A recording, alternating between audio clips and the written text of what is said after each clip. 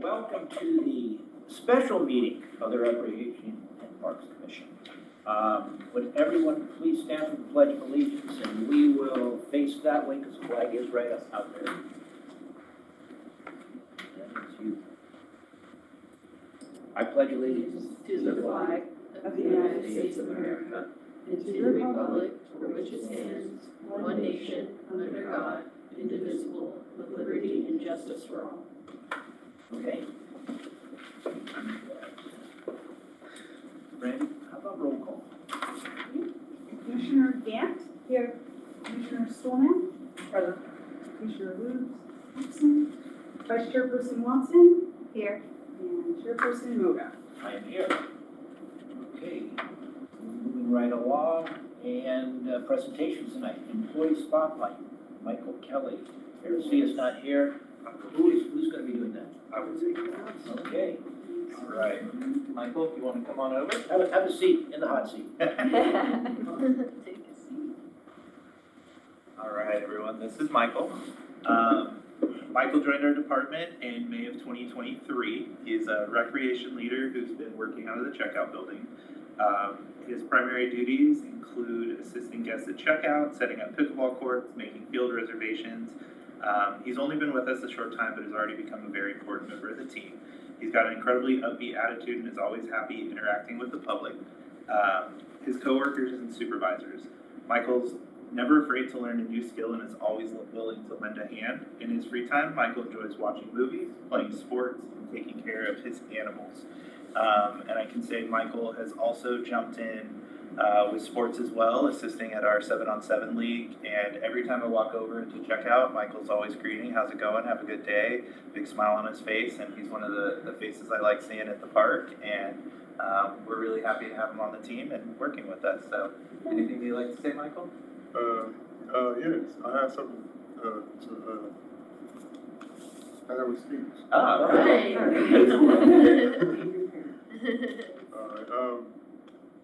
My name is Michael Kelly. I work at El Segundo Recreation Park. I am so honored to work for the city of El Segundo. This community is helping everyone. It's helping me to grow as a better person, to help in the community. And I love helping people because this is the type of job I like to do. A big shout out to my coworkers and staff for helping me. Even though, we crack jokes and we help each other out, even though that we always need a team effort. That's what I like my job for. Thank you, Mike. you. Good job,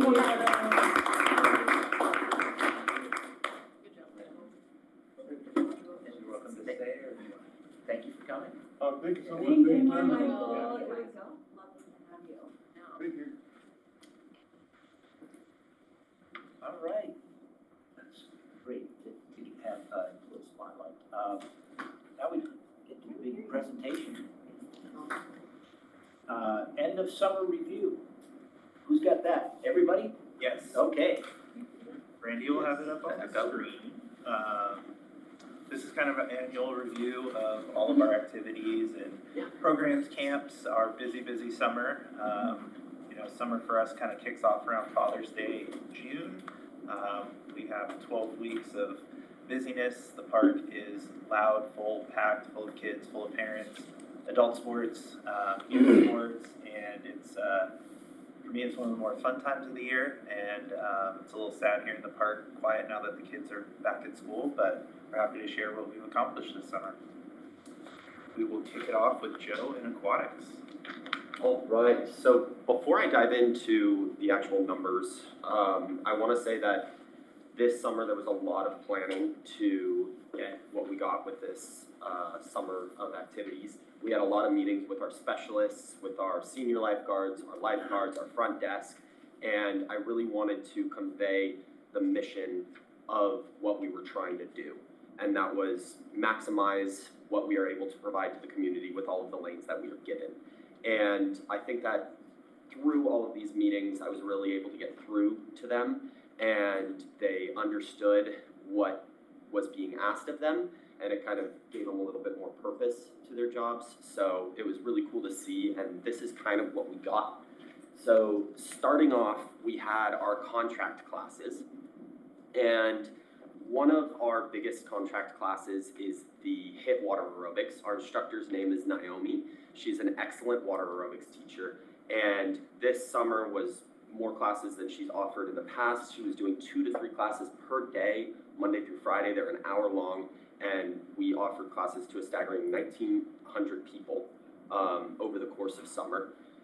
There was nothing but compliments to Naomi as an instructor, to our staff, accommodating anybody who needed assistance getting in and out of the pool, compliments on the facility as a whole. The deck is clean, they're happy with equipment. So that program is just absolutely thriving. We're still doing 2 to 3 classes per week until it starts to die down again because it gets colder out, but very successful.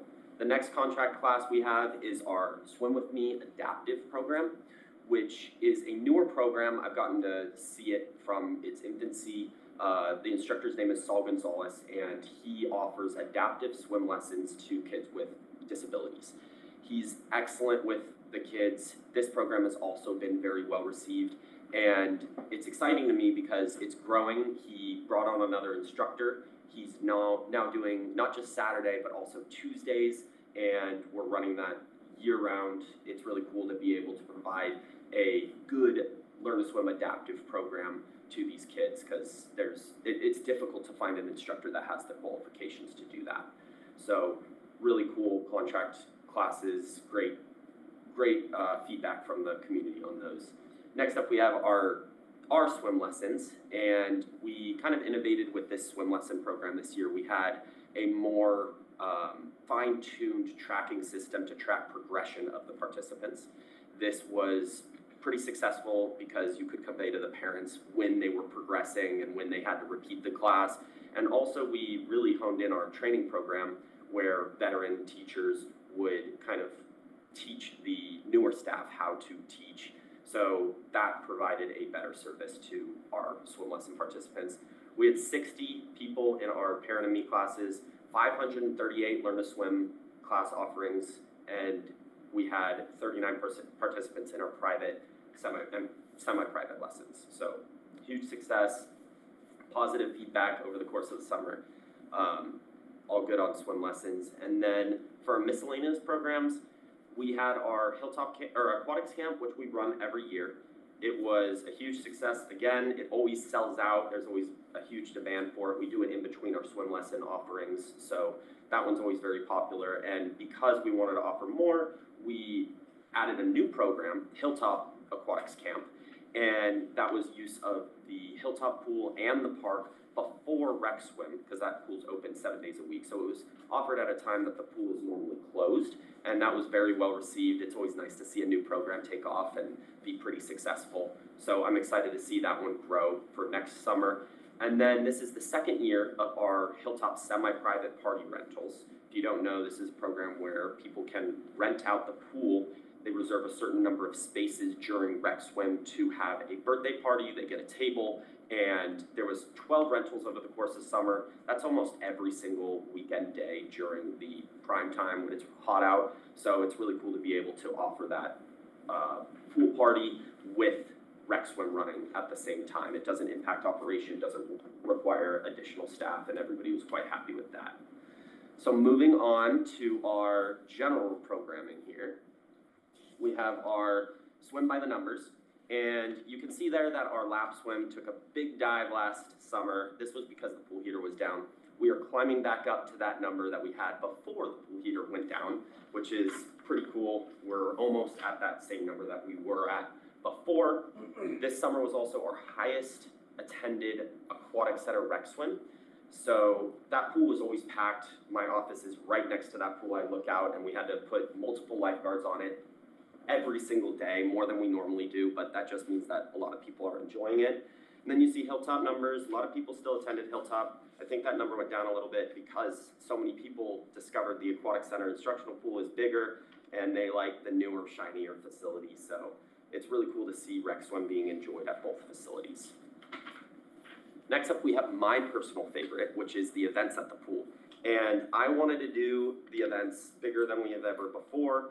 And I'm gonna start out by talking about the first and last bullet points on this list. So Slide Into Summer, Splash Off Summer, it's our start and end events for the pool. Kind of kick off the season and then kick off the start of the school year. We put our big inflatable obstacle course in. You can see it pictured in that bottom left-hand corner. A lot of kids enjoyed running that obstacle course, trying to get the fastest time. We had music playing, cannonball contests, giveaways, all sorts of stuff going on. Next up, we had a new thing for the aquatic center, something that the rest of recreation has been doing for some time, but we brought our sunshine stands, or our Parks and Recreation Month events to the aquatic center and Hilltop Pool. So we set up an Easy Up in front of the facility and had games where people could win prizes, they could interact with staff in a way that they normally don't get to. We had just other attractions, things to hand out to kids. That's the bottom right at Hilltop. We had a little pool set out for kids to enjoy. And these were very well received. The public enjoyed interacting with our staff because they don't normally get to. They could ask any question they wanted, so that went well. And then I think that this was the coolest thing. We've done these dive-in movies before, but this was the biggest turnout that we've had. That top picture that you see, I know there's a big pole in the way, but there's a movie on that screen playing. And we showed two movies. We showed Frozen in July and Inside Out in August. Both of them a huge success. People floating on rafts, watching a movie, rolling out lawn chairs, and it was just a very well-received event. And it's so popular and so low impact on staff to run that we are going to run them for as long as we can, as long as weather permits. So we actually have one coming up next Friday. We're gonna try to run them year-round, but as you can see, a lot of people came out and watched the movie, very well-received. So great events over the course of the summer. I love seeing people enjoying pools in kind of an unconventional way. Lastly, I want to just take a moment to commend my staff. This year has been the most well-attended group of trainings that I have ever seen. Since January, I know it's not summer, but since January, we've run 18 trainings and there's been over 300 attendances amongst the staff. And over summer, we ran 2 trainings per month. Everybody's required to come. 120 attendees came to those. And I'm just really proud of all of my staff. My senior lifeguards stepped it up big time, used their lifeguard instructor certifications to help with these trainings, which allowed me to run more complex trainings to better prepare these staff for whatever they may encounter at the pool. So big hand to my staff over there. They've been doing fantastic. I'm very proud of them. And that is all I have for aquatics. Well done, thank you. Cool. I'm up next. This is kind of our adult sports review. Want to give a big thank you to our recreation specialist, Tyler Fucci. He handles these and has handled these leagues for several years now. And his relationship with a lot of the teams and getting this stuff together is quite a chore. And Tyler does a really, really great job trying to work in different teams tonights, whether some teams might be available Wednesday night. He talks with Wednesday night, see how he can shift. And that was a lot of work I saw him do with particularly softball this year. This was our first full maxed out of softball. We had 30 teams competing over 5 nights. That's the first time we've had that many teams since 2017.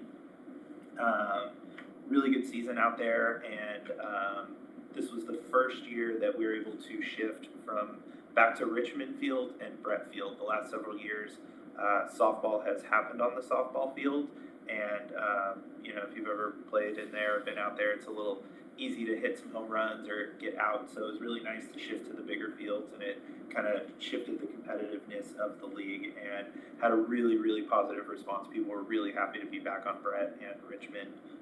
League went well, and I think the winners are pictured next, where they just wrapped up the championship for that recently. As well as 7-on-7. This league has been going on since 2008, and we've had several teams that have been participating since 2008. And what some of the feedback Tyler received this year was that some of the teams are getting a little older and looking for a little less competitive experience with some of the new younger teams coming up. There's a group of kids that I coached in Rec Park basketball years ago, and now they're all graduated college in their young 20s, and they're starting to run laps around some of the older teams. So Tyler is working to kind of split that back into an A and a B division of a more competitive and a less competitive. They did have to combine to operate this year, and soccer is currently ongoing with 10 seasons, but that is a goal to get it to 12, split it back to a 6 and 6A division of a more laid back and then a competitive side. And then we had our 2 seasons of basketball this year, total of 17 teams over the 2 seasons with approximately 175 participants. You know, that's another big part of Tyler that he does is reaching out to businesses because, you know, we are El Segundo in a business-friendly community, and we do feel it's important to incorporate that. So in Rec Park or in adult basketball, there was 41% of the teams were business teams, which was our highest percentage. We got voices in the room. The next slide is just kind of a little graph and breakdown number of teams that participated this year, kind of some of the pieces I went over, kind of skip that one and jump over more Brandy. And then these are some of the goals that Tyler has for upcoming. Better utilize our website and social media platforms for, you know, push out our offerings.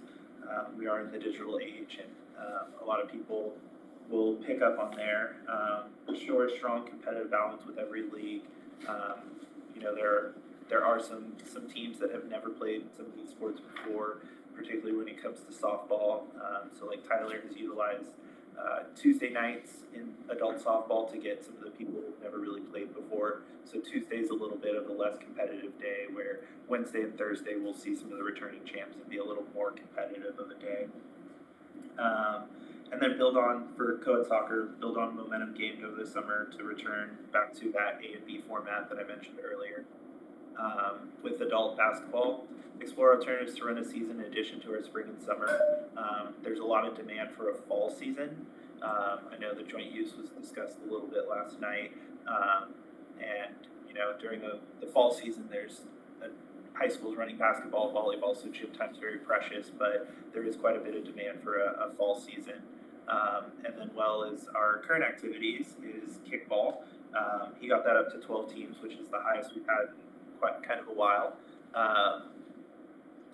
Going on 2 days a week currently, Tuesday and Thursday, and that recently began at the end of summer. I think I get to tag in Sean. All right, so I'm here tonight to talk about pickleball. This was a slow season for us with 74 teams, so as you can imagine, we had probably about 5 or 6 teams take vacations this summer. Well over 700 participants, as you can see. I don't know exactly what we ended up with in fall with Rachel, but 74 teams in the summer. We were doing clinics weekly with Cade Erickson all summer, one of our instructors. We've had company round robins all summer long, private pickleball events that have become a really big thing. I think there's 2 or 3 coming up in the future in the fall now. We're running multiple contract classes with Scott Crandall, and then we had a new instructor, Nathan, come along. He's doing some of the clinics as well. And then the league just started this last week for the fall season, so pretty exciting. Attendance just keeps going up and it's busier out there as we go, so another successful summer of pickleball. All right, my turn. So at the Teen Center, we hosted our 3rd annual Back to School Bonfire. This is a Teen Advisory Committee event. So this is something that our group of teens in this group, it's their idea. They push it out to their friends. It's something they can take ownership of. So we're happy to do that for the 3rd time in a row, 3rd year in a row. We provide dinners, snacks, lawn games, and we had about 50 to 75 teens attending throughout the evening, so it was very successful. Additionally, at the Teen Center for summer programming, we held our annual Summer Gavitt tournament the first week of August with 11 teams competing. We also hosted 3 weeks of teen camp with 32 participants total, and we were able to bring back field trips for the first time for all of our camps since COVID. So we went to Soak City 2 times and then also Bolero. In terms of summer camps, these are some of our staff-led camp highlights.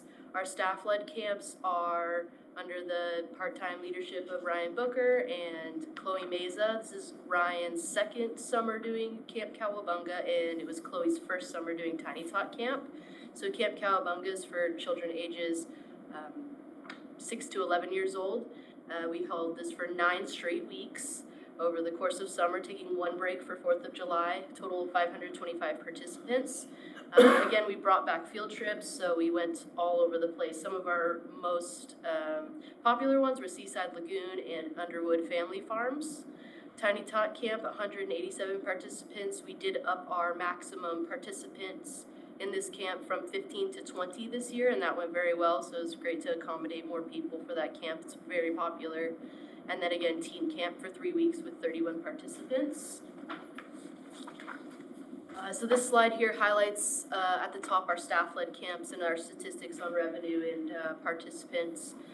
Second portion of the graph is contract camps. So we work with several partners to offer additional camps outside of our staff-led camps, which is great to expand our camp offerings with minimal impact to our staff.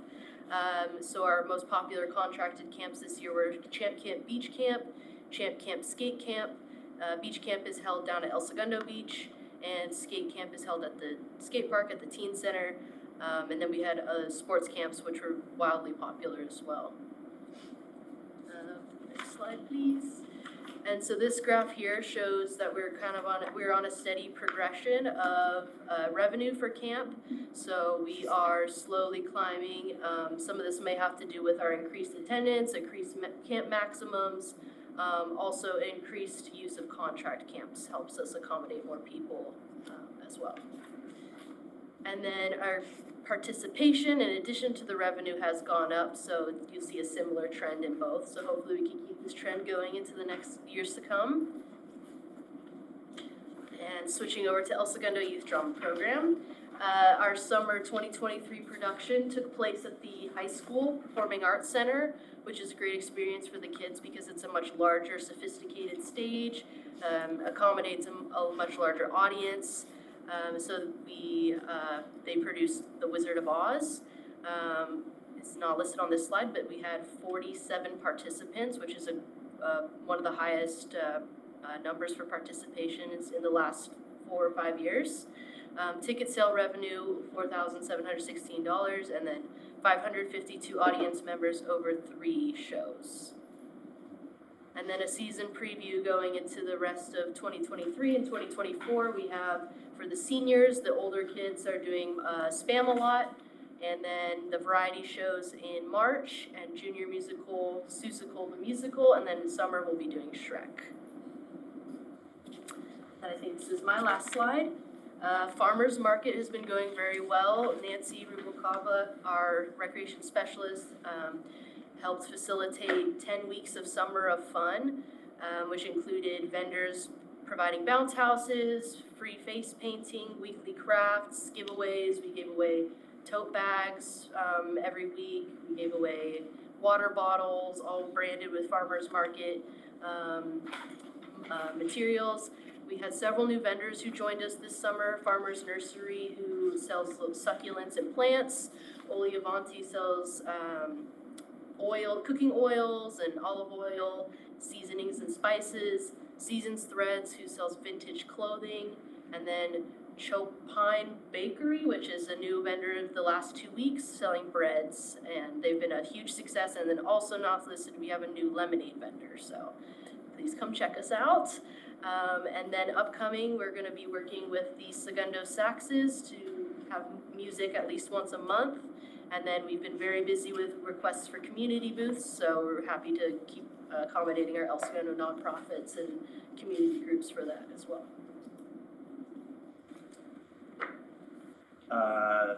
Over at the Joslin Center, another fun summer. We're able to bring back our beach shuttle in partnership with Swoop. going over the shuttle, which is, I'll kind of jump a little to the next slide. But we ran 2 shuttles that took approximately 30 minutes for each loop. We had a total of 955 riders for a daily average of 19.1. We would start the shuttle at 11 a.m. over at Stevenson Field on Holly and Eucalyptus. And then we would start the secondary shuttle over on, why am I blanking, Center and Mariposa. And so they kind of run their 2 loops that space them out a little bit. And another really, really great summer with Swoop, cannot speak highly of them, or highly enough of them. We were able to launch our El Segundo Connect transportation program on August 23rd at the end of the summer. At some point, I will be visiting you all in the near future to give some updates with that. I did get some first statistics on our ridership from there, and thankfully we are starting to get some more increased early riders for the lunchtime portion. Working with Marcia Hansen at the Chamber of Commerce, she just pushed that information out to businesses, included on their website, and then working with Jeanette and Kelly to keep honing that in when it comes to getting our high school riders and people over to sports. It's been a long time in the making, so it's been really cool to launch, and Swoop has been very accommodating.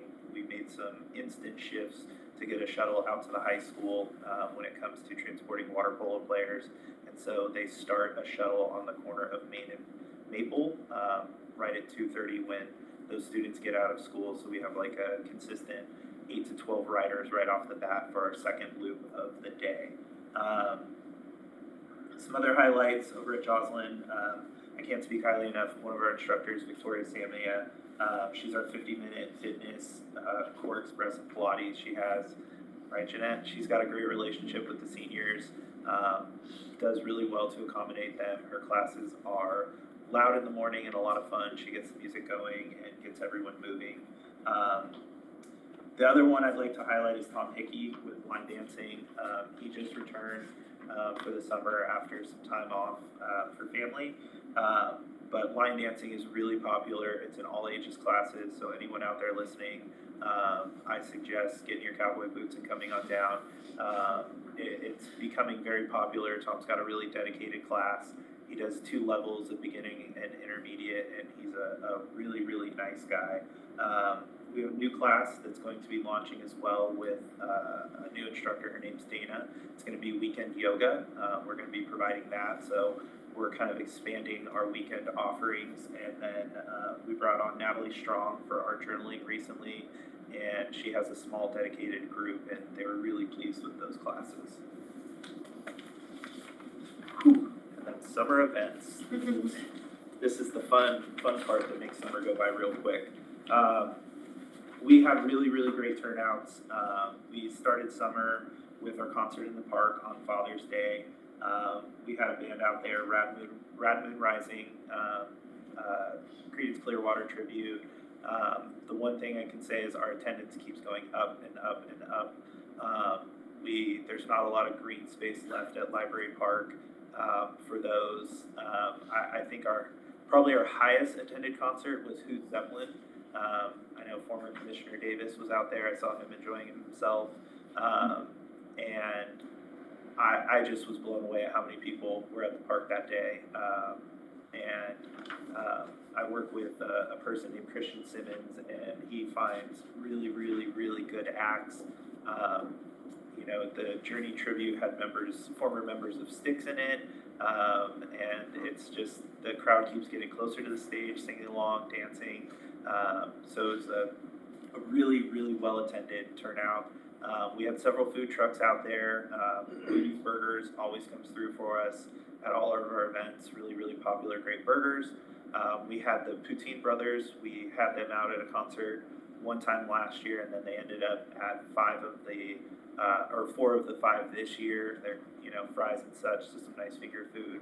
And then we had Petros. I don't know if you guys all remember Petros over on Grand, but they have a food truck, so they were selling gyros and pizzas and sandwiches like that. Then we had a couple ice cream trucks that peppered in with the event. But it's one of the things that I have really come to enjoy, summer concerts. And like Who's Zeppelin up there in the picture, there was people filming, singing along the whole time. It's amazing, and it's a nice, quiet, well, not quiet, but a nice, easy day in the park, you know, show up, bring out the kids. 4th of July, this was our second year back with the full day. We had our fair from 10 a.m. to 3 p.m. And then we closed down, we turned over the field from 5 to 9 p.m. So I always want to thank Rotary and Kiwanis for doing the pie and watermelon eating contest. Our announcer, Chris Roque, who's absolutely fantastic. Chris is a former employee of the park. He has not worked with us. He has not been an employee of the park for quite a while, but Chris comes out every year and announces the 4th of July. It's part of his tradition for the day, and he does a really wonderful job calling the water balloon toss, 3-leg race, and all the different pieces we do. We had about an estimated attendance of 4,800. We actually had run out of wristbands, which is the first time we've ever run out of wristbands. So it was a really well-attended day. And then I'm blanking on the person's name, but we had a country band out there in the evening, and they were very well received, and they're kind of on my list for a potential summer concert in the future. And then we worked with a new fire tech this year. Our previous tech, Mr. Kent, retired. He had traveled the world and blown up enough stuff, and so he decided to hang him up. And working with the new tech was great. We were able to time the fireworks and the music and get everything kind of wrapped up at once. And don't know if any of you got to see the show, but we ended with Katy Perry's Firework, and right as the music ended, the fireworks ended as well. So it was really well timed, and hoping to have them back for next year. And then again, our 4th annual Go Fly a Kite Day. One of the things with recreation, we've talked a lot on revenue and a lot of costs and a lot of doing this, but at the core, it's just getting out to the park and doing something simple. So grabbing a kite, coming to the park with your family is a really simple, nice day in the park. We had ordered about 250 kites that people could decorate, and we handed out every single one of those. Estimated attendance about 325 people. Staff played music and provided some snacks for people. So, there's always people that just happen to be in the park, see what's going on. They can grab a kite, jump in, and participate. And that's a really low cost, big impact event that has definitely steadily grown each and every year. And just a final thank you to some of our summer sponsors. Bill Ruane, Realtree sponsored our summer concerts, 4th of July, family camp out. I have a family camp outside. Let me mention family camp out. We had 380 people come out to the park and spend the night. It was a really, really fun day. We opened Stevenson Field at 4 p.m. Families started piling in and setting up. Really cool. Like, I remember when I was walking, there's a family that had their tents in a circle. They had charcuterie boards and were hanging out and playing games. There's one group of kids that has come for like 3 straight years to hang out and they play D&D in a tent, roll dice, and are loud all night. We barbecue for everyone on the evening, burgers, hot dogs, and then we have veggie options as well. And we showed, what was the movie? Little Rascals in the evening. And then Rachel was gracious enough to take the morning. It's a very long day. Staff is there from 4 p.m. to noon the next day, broken up in a couple different shifts. So Rachel and the second crew got out there at about 5:30 in the morning to serve muffins and get the orange juice going and scones and coffee and all that fun different stuff. So can't believe I missed that slide. Glad we got it in. So thank you to Bill for those, as well as thank you to Chevron, and sadly Lily Craig has retired from Chevron. Yes, so this was my last summer working with Lily. Lily's been great. I've worked with her every year since I've taken on the events, and she's been the liaison for Chevron when it comes to their sponsorship with summer concerts at 4th of July, and those two have been huge when it comes to growing our concerts. I don't know how many of you remember concerts I wanna say when I was younger and we first brought my grandma here, summer concerts was the El Segundo Saxes, just kind of in the gazebo, and there was no staff, there was no audio. Slowly have built those pieces up to where we have Who Zeppelin out there and we're rocking the park. So that has been a big help from Lily and Chevron and Bill Ruing to get us to where we are now. And then thank you to Nickel Real Estate Group as well. They provided funds that we sprinkled throughout all summer at different events when it comes to providing crafts for kids to participate, beaded necklaces, kites, and all those different things. So that is kind of the wrap up on our summer. I just want to say thank you to all of our staff, full-time, part-time, park staff. It takes a village, and recreation is definitely a village during the summer. And the park looked green, it looked great, a lot of laughing voices, and hopefully people made memories that they take with them for quite a while. So thank you everyone, and thank you to those who watch. Thank you to our participants. I feel like we should give you a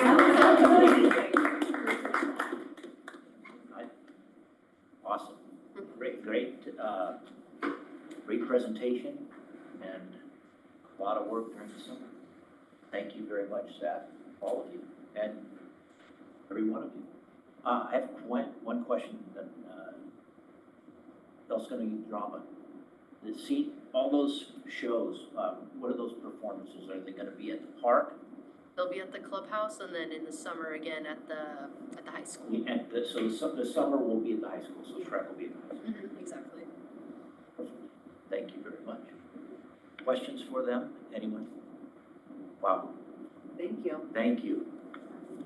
We can't thank you enough. So, with that, if any of you need to leave, we're gonna say thank you. Because, I know where you have to go. We want to go. Thanks, guys. Hey, Have a good one. okay. See nothing else, we're gonna go to public communications, commission business only, and that is within the subject matter under the jurisdiction of this commission. I think we have one, step right up. State your name, please. My name is Tom Shi. I'm the public relation for El Segundo Rotary Club.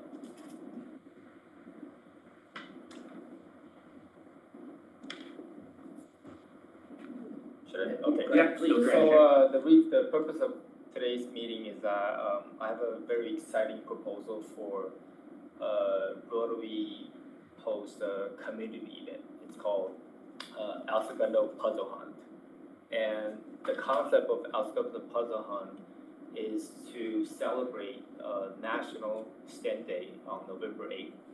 And we're putting together 2 weekends, over 2 weekends, starting from November 4th to November 12th. And it's a little bit sort of a scavenger hunt. We're gonna identify 7 El Segundo landmarks, and we will be placing, puzzle around the landmark for residents to walk around town. It's for all participants. Go for a walk at night. Could be family, could be teenagers. So it's really meant to be an event that all community members can participate. The beauty of this event is that there's no starting time. In the case that you don't have to be there at the exact same time, you have 9 days to complete this puzzle. You don't have to solve them all. You can solve one and enjoy part of the hunt. And you can, try to solve the mega puzzle at the end, but you had to complete all 7. And we want to host kind of an after-party celebration for the community to discuss which one is your favorite puzzle, like which one do you have trouble solving. And it's really meant to be a really engaging event. And the reason I mentioned about this is not the first time this has been run. This program has been launched at the city of Palo Alto before, and I heard about it and inquired about it, and they have amazing review from the community, family, and they just loved it, and they're looking forward for this event to come back every year. And I figure we can, take that same playbook, and I think this is going to be an event that's going to be really get the community to walk around town, and to socialize and discover, you know, the city. So that's what I'm here to talk about. And I would like to see if there's a way for the city, the rec part to help, you know, promote, to share. Obviously, we're doing our part to, you know, working with the chamber, working with other business to figure out how to get the word out. But yeah, I'm really excited about this event. So if you guys have any questions, please feel free to let me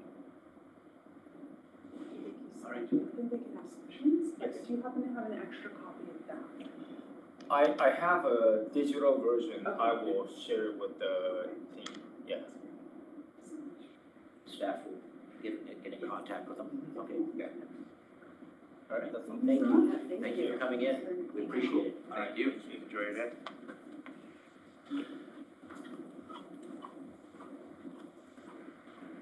Okay,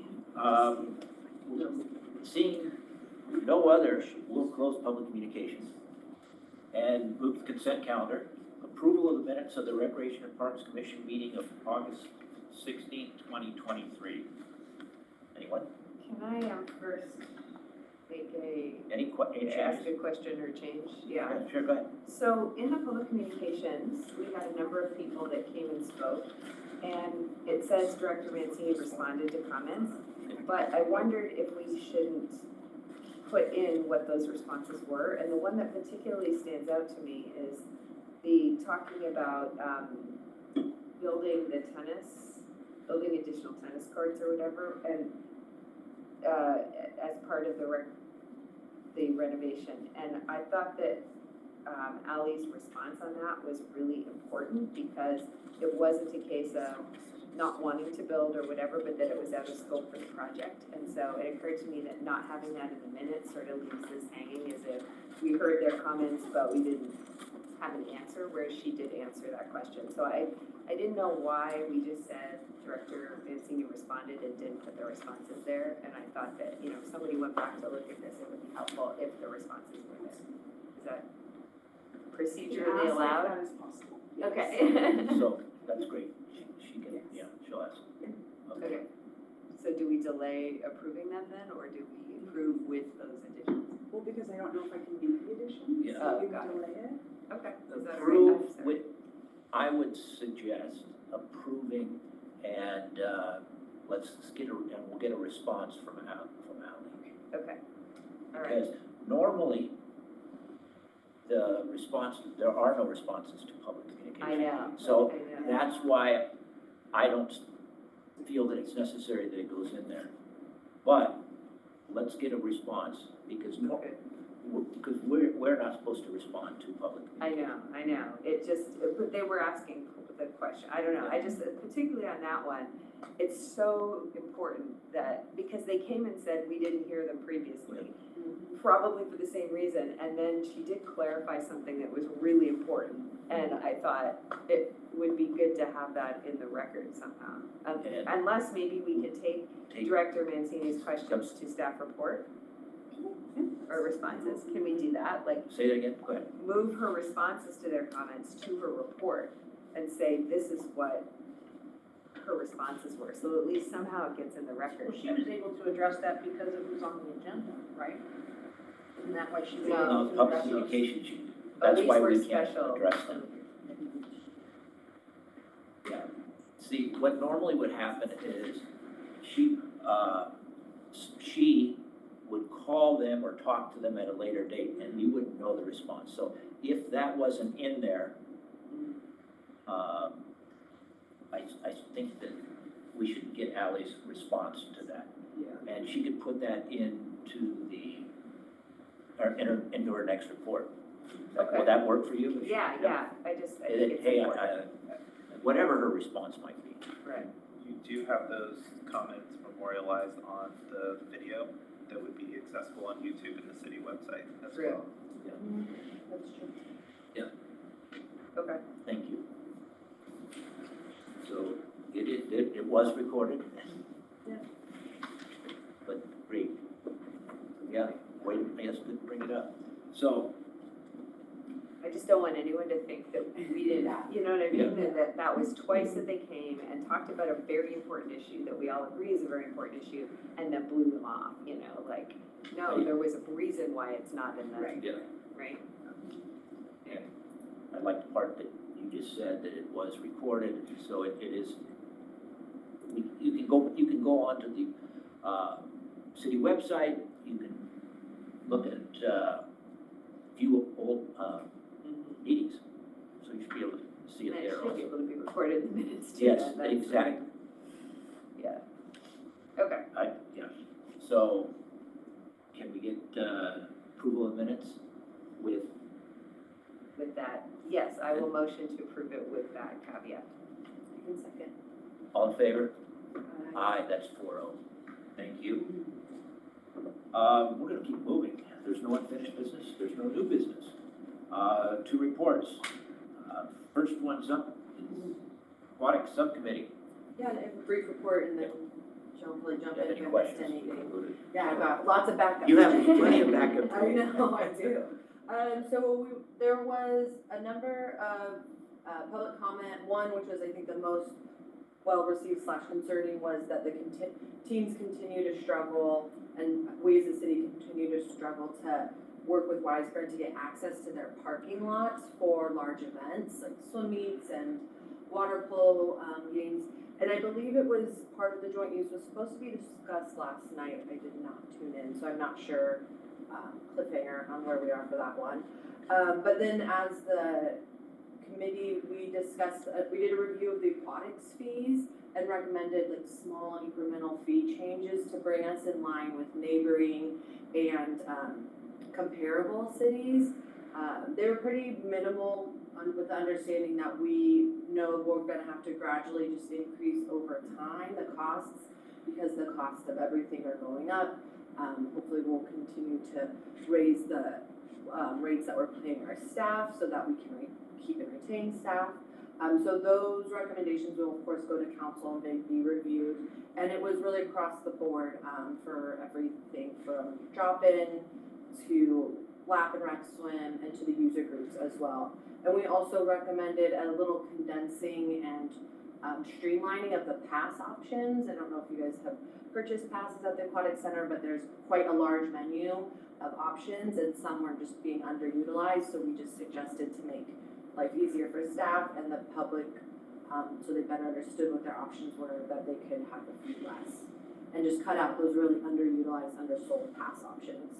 And then we talked about and reviewed the purpose behind the user group success criteria and really came to the consensus that it would be an internal evaluation tool that Joe and the aquatic subcommittee could use to evaluate the success of the aquatics center as a whole. And this user group success criteria is a document that the user groups would self-report out on a number of items from residency to participation to satisfaction of, the facility and whatnot.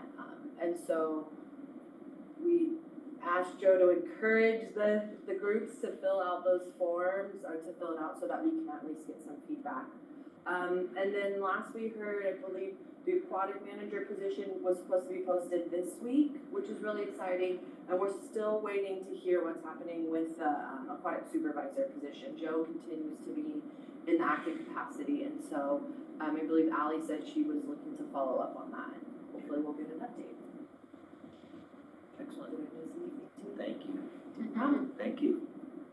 I would just say one more thing about the fees increase, that we also made sure that the scholarship program Yes, still thank you. exists, and that if anybody, and we would highly encourage anyone who has difficulty with any fees in our programs to utilize the scholarship.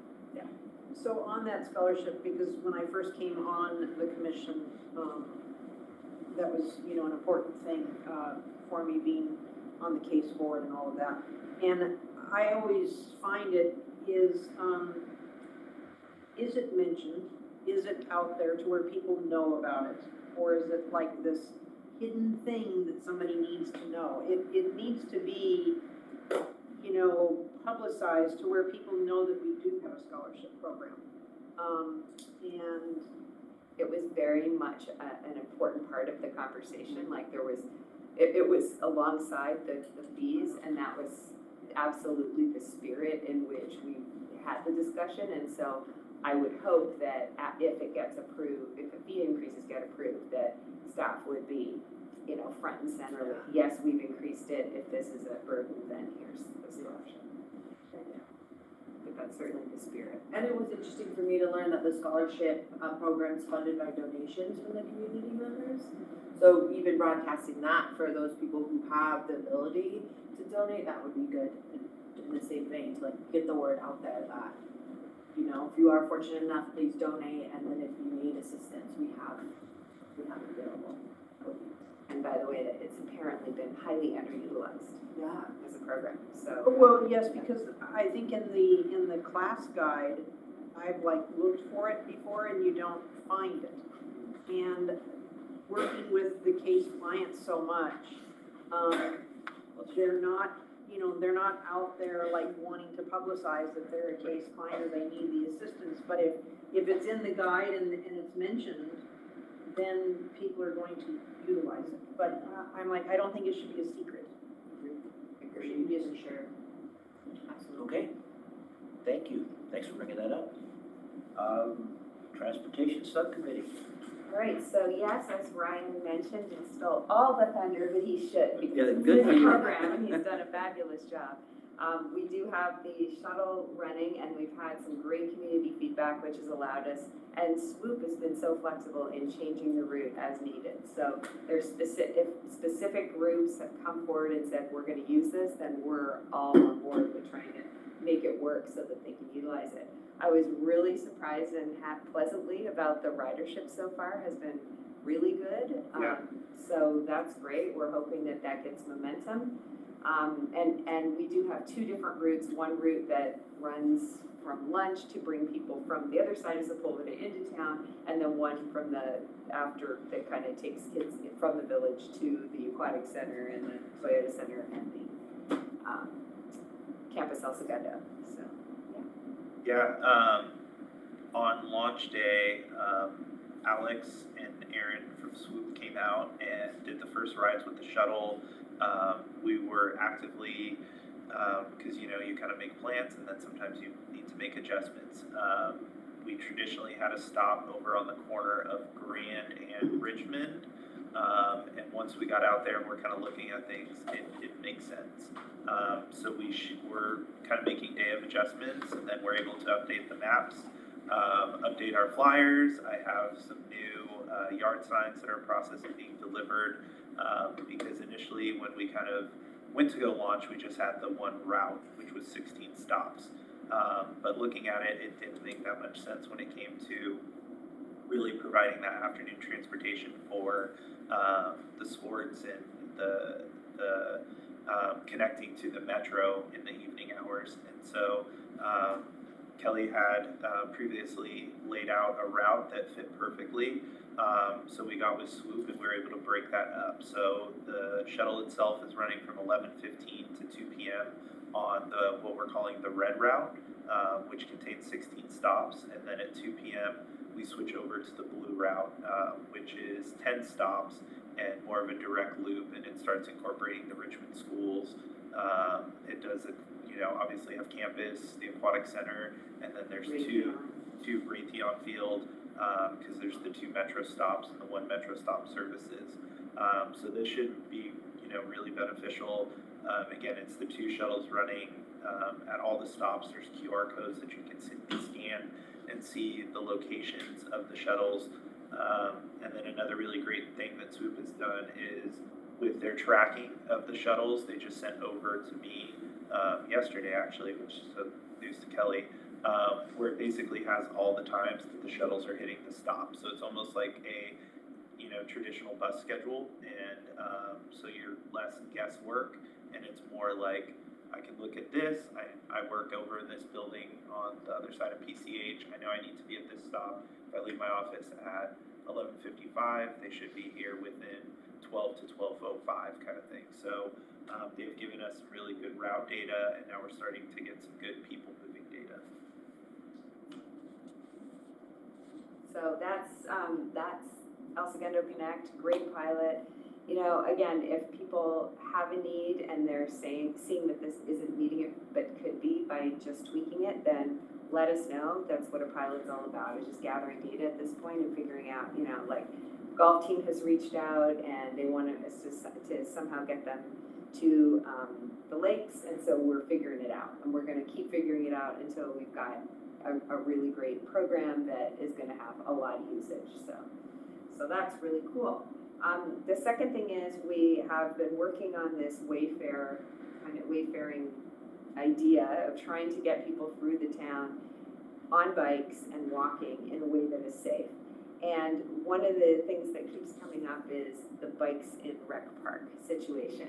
And the fact that, you know, there seems to be a really old ordinance where horses and pulled carriages and bicycles are not allowed in Recreation Park. It's that old, believe it or not. So what we're asking and what I wanted to put on Ally's list, and she actually knows that I'm gonna put that on her list at this meeting, so is to bring it up that we would like to have that municipal ordinance reviewed and potentially changed to allow bikes in the park.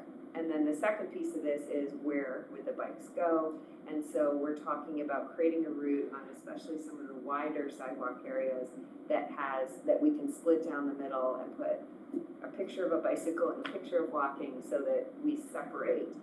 We also want to work with the police on a safety campaign and have something in that ordinance about the speed at which a bike can go in the park. So we want them to be able to get through there, but we also want to be able to make sure it's safe for everyone. So it's coming soon, but wanted to make sure it was added to the list as part of my report.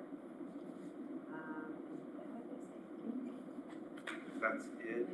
Thank you to Rachel as well. She sent out all the ES Connect information to our youth leagues. Thank you. Oh, that's awesome. Thank you. Thank you. Welcome. Is that it? That's it for transportation. Okay. Youth Sports Council, we did meet. Sean introduced Rachel at that meeting, and it was we have 2 a year. Well, they won 4, we're gonna probably be at 2. And it was everyone getting together and introducing themselves, because we have some new presidents, some new regional commissioners. It went well. It's all about field allocation. And as you all know, there was an email bomb that was sent off. And I'm hearing Rachel took care of it. And did you want, I don't even think we need to elaborate, it's handled. It was a snafu that was fixed. And we haven't seen an email since. Isn't that great? Yes. And so thank you for taking care of it, and staff, all of you, for handling it. I wasn't gonna say anything about this, but people, let your presidents, let your regional commissioners call staff. They will handle it, I promise you, they will handle it. And as you can see, it was handled in 24 hours or less. So thank you. Thank you for mentioning that. Thank you for your grace. Yep. So on that, am I allowed to ask a question, or do I wait till my report? Because I was gonna talk about that issue. Wait till your report. Okay. There are commissioner comments. Correct. So, and then, I thought that the Youth Sports Council meeting went well. You're gonna take over the next one, and so that'll be great. Recreation Parks Renovation Subcommittee, we did meet. All of our comments from our meeting were voiced and were told, and not much else happened at that meeting. I expected some feedback tonight from, if anything happened at the council meeting, from Ally, but I guess we'll find out next month.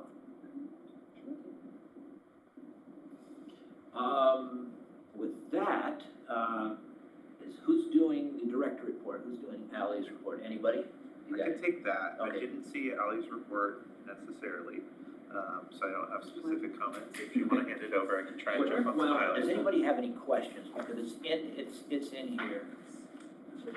I did have a question. Okay, go ahead. About, it looks like from this report that the Raytheon field was not reserved at all. And does anyone know why? I would not be able to answer that. I think we can make a note and get back to you. That would be great. Yeah, Yes. I think we'll make a note and just, follow up with you following this meeting with an answer of why. Okay, great. That's perfect. That's what we need. We can always ask the question and then you can have somebody from staff give us a call back. Absolutely. Yeah, we'll have someone reach out to you, Kelly, with that. Feel free to reach out to me and I can push it out. Really good question. Okay, One little note I did okay, have, please. is with the holidays coming up, is to agendize the commission schedule for November and December. So traditionally, you've been on in November and off in December, but if we can agendize that for the next meeting, since that'll be October, So check your schedules, yes. okay? I forgot something else in my transportation report. Okay, Am I we're gonna- allowed to go back? No, absolutely. I'm kidding. We gotta play around here. We have to Very live a little. important.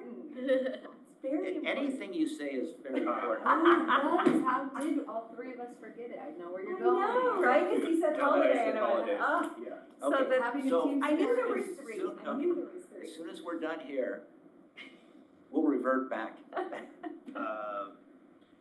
But no, you know, coming up, I'm gonna be reaching out to Kiwanis soon. We will be doing our Halloween frolic upcoming next month. So costume contest is back on. That'll be October 28th. Working on tree lighting, that is in the pipeline. Our, you know, next round of fall classes started on September 11th. So while some of them have started, anyone out there listening, particularly with line dancing, feel free to sign up and jump in a little late. And then, I do love that way. and then, just also highlight with the commission, Rachel and Sean have flip-flop areas of responsibility. So Rachel has moved into the checkout building and is taking on sports and field reservations, allocation, and drinking from a fire hose over there. It's a statement I got from her father a long time ago when he was our commissioner, or our director. And then Sean has moved over into the clubhouse with registration, camps, classes, and those kind of programs. So just wanted to highlight that one change. And then I'm sure if Verity and Allie were here, they would be saying thank you guys again for summer, and let's do it again in fall, and look forward to another great season coming up. Perfect. Anything else for Assistant Ally? Okay. Since we finished her report, before we get to commissioner comments. Back to transportation. Back to transportation. Can't believe I forgot this. It's so cool. So we talked about a long time ago, wouldn't it be great, especially given the fact that Candy Cane Lane has become so immensely popular, and this year a movie's coming out called Candy Cane Lane, and they've apparently reached out to the city to want to do some co-events. We realized there's probably going to be some transportation challenges that brings up. So we had this idea that we would maybe get a shuttle, use the swoop service that we're using for the other kinds of shuttles, and allow people to park elsewhere. And we were thinking potentially Rec Park area, because that would also help us service the seniors, that we could have people get on the shuttle and go to Candy Cane Lane. We did propose this, or I did propose this a few years ago, and the problem then was A, the city wasn't involved in Candy Cane Lane, so it was a private event, and B, we didn't have restrooms. Now that we have restrooms and now that the city's involved and has cordoned off more of the traffic, we think this would be a great way to, number one, get the traffic out of the way, but number two, get the seniors to just come to the shuttle and get sent and get brought there as opposed to having to get driven.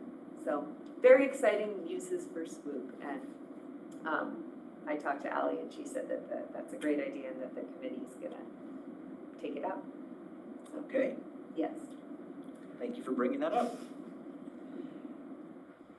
We're gonna go to commissioner comments. Commissioner Lubes is not here tonight. Commissioner Smolak, Julie. I don't have anything, Okay, thank you. Commissioner Gann. Just thank you all, that was amazing. You guys did a great job filling in, that was awesome. I really appreciate it. Okay. Vice Chairperson Watson. All right, great job, fabulous, I concur with that, amazing. All of everything you do is always amazing, but it's just so nice when you get it in one package like this. And you can really see everything that's happening.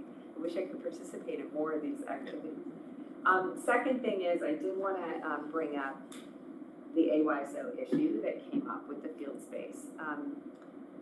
So this has been an ongoing challenge, as I think you heard, and the reason I think that the temperature was so high was because there's been, just years and years and years of issues with, and a growing program, let's face it, with over 1,000 kids in it that, needs field space. And it's an issue that's not going away because we have limited field space. Now, Raytheon was a solution, which is why I asked the question about where were reservations at Raytheon, because if we're having this constraint where we've got the 7v7s competing with AYSO as well as the club teams, how is it we're not using Raytheon for that? It is primary soccer season, so I would think there should, and I didn't see any baseball or softball reservations there either, so that's why I asked the question. And then I heard your presentation about the 7v7, and there again, if you split that now into the two leagues again, is that going to put additional field space challenges? And all of it to say that we need to constantly be thinking about how are we utilizing and sharing the field space, because there's just more and more demand when it comes to fields.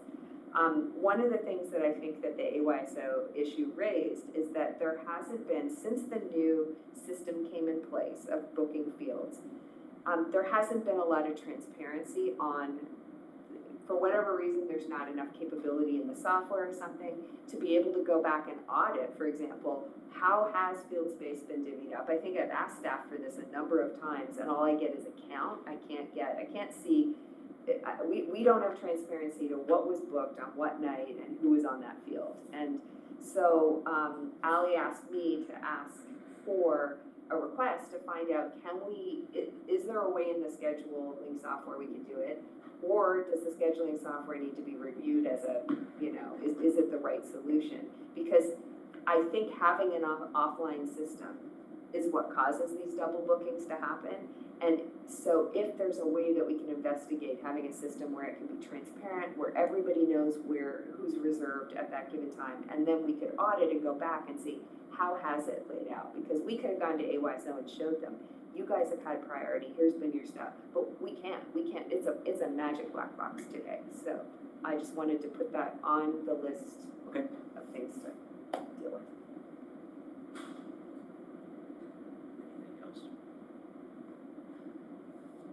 Anything else? Oh, from me? Yes. Oh, okay. Thanks. This one. Staff, amazing. As everyone said, to get this, to see this, again, it was part of the special meeting, and it was added, and I'm so glad that it was. This was great to see.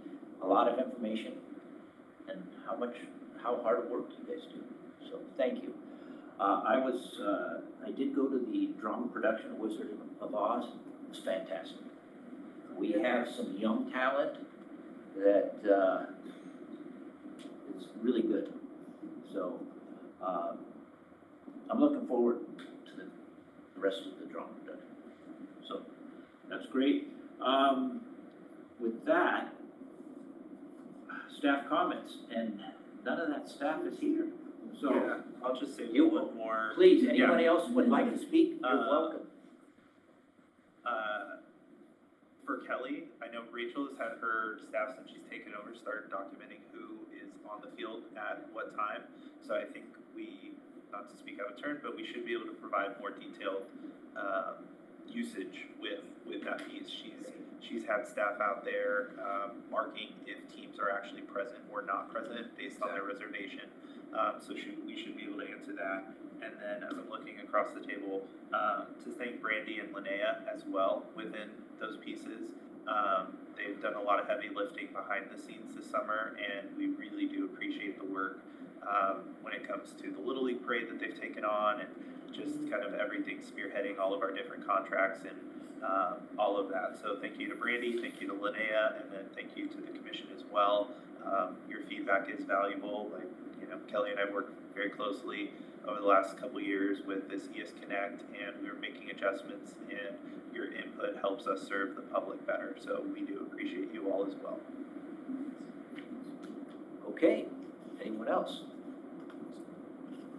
Seeing none, we will adjourn to the October 18th, 2023 meeting. Thank you, everyone. Thank you. Great